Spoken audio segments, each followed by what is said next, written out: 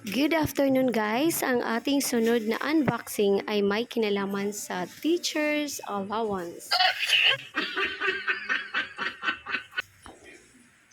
Yes, dahil ang i-assemble natin ngayon ay paglalagyan ng supplies o school supplies, organizer o cabinet.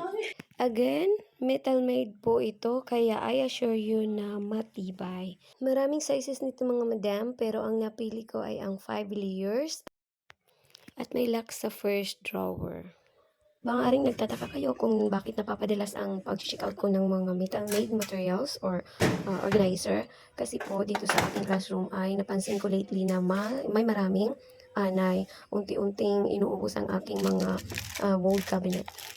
Kaya kung isa ka rin sa nagpo-problema sa anay, why not check out na this kind of cabinet?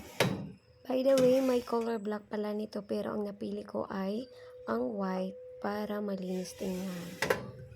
Mga chair, increase na ang ating teacher's allowance kaya upgraded na rin dapat ang paglalagyan ng supplies. So, diba?